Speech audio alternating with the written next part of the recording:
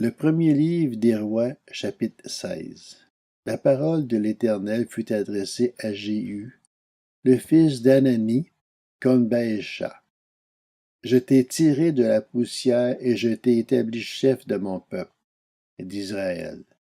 Cependant, parce que tu as marché sur la voie de Jéroboam, et que tu as fait pécher mon peuple, Israël, en méritant par leurs péchés, je vais balayer Baécha et sa famille. Je vais rendre ta famille pareille à celle de Jéroboam, le fils de Nébat.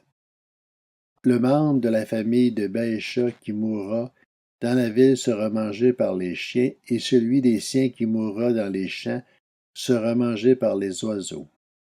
Le reste des actes de Baécha, ce qu'il a accompli et ses exploits, cela est décrit dans les annales des rois d'Israël.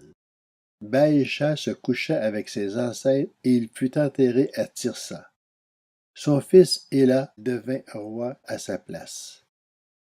La parole de l'Éternel avait été adressée par l'intermédiaire du prophète Jéhu, fils d'Anani, à Baécha et à sa famille, à cause de tout le mal qu'il avait fait aux yeux de l'Éternel, en l'héritant par sa manière d'agir et en imitant la famille de Jéroboam, mais aussi parce qu'il avait frappé la famille de Jéroboam. La 26e année du règne d'Asa sur Juda, Éla, le fils de Baécha, devint roi d'Israël à Tirsa. Il régna 2 ans.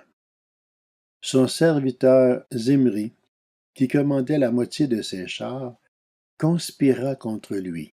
Éla se trouvait à Tirsa, et il buvait jusqu'à en devenir ivre dans la maison d'Artsa, le chef du palais royal à Tirsa. Zimri entra et le frappa à mort, la 27e année du règne d'Asa sur Juda, et il devint roi à sa place.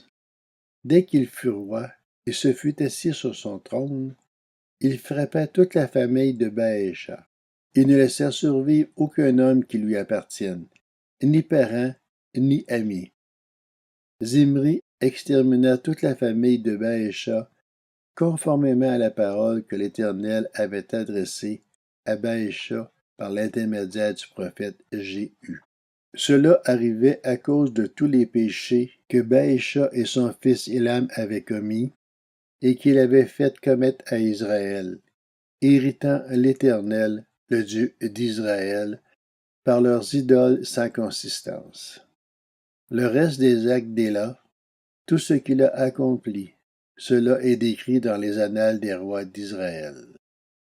La 27e année du règne d'Asa sur Juda, Zimri régna 6 jours à Tirsa.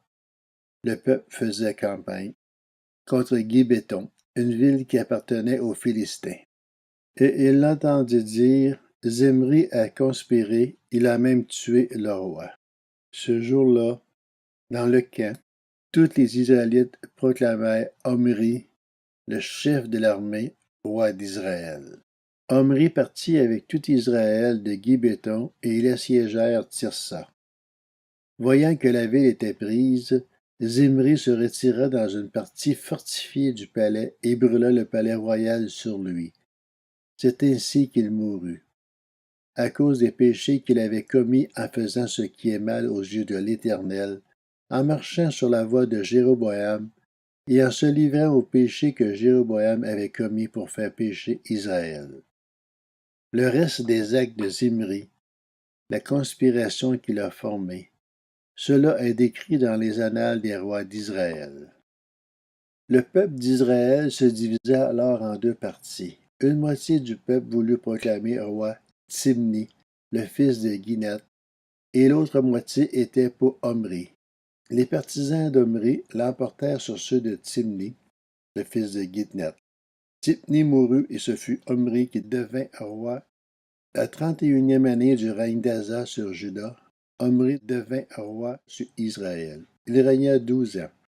Après avoir régné 6 ans à Tirsa, il acheta pour 70 kilos d'argent la montagne de Samarie à un certain Shimei. Il fit des travaux de construction sur la montagne et il appela la ville qui construisit Samarie, d'après le nom de Shimei, celui qui avait été le seigneur de cette montagne. Omri fit ce qui est mal aux yeux de l'Éternel, et il agit plus mal encore que tous ses prédécesseurs. Il marcha entièrement sur la voie de Jéroboam, fils de Nébat. Il se livra au péché que celui-ci avait fait commettre à Israël, irritant l'Éternel, le Dieu d'Israël, par leurs idoles sans consistance.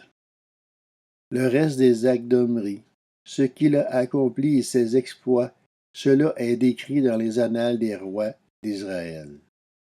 Omri se coucha avec ses ancêtres et il fut enterré à Samarie.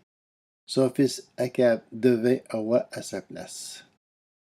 Akab, le fils d'Omri, devint roi d'Israël la 38e année du règne d'Asa sur Juda. Il régna 22 ans sur Israël à Samarie. Akab, le fils d'Omri, fit ce qui est mal aux yeux de l'Éternel, plus que tous ses prédécesseurs. Comme si cela ne lui suffisait pas de se livrer au péché de Jéroboam, fils de Nébat, il prit pour femme Jézabel, la fille d'Eth-Baal, le roi des Sidoniens.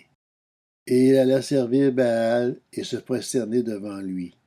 Il érigea un autel à Baal dans le temple de Baal qu'il construisit à Samarie. Et il fabriqua un poteau sacré. Akab fit plus encore que tous les rois d'Israël, qui l'avaient précédé pour hériter l'Éternel, le Dieu d'Israël. À son époque, un certain Hiel de Béthel reconstruisit Jéricho. Il en jeta les fondations au prix d'Abiram, son aîné, et il en posa les potes au prix de Ségub, son plus jeune fils, conformément à la parole que l'Éternel avait dite par l'intermédiaire de Josué, le fils de Nun.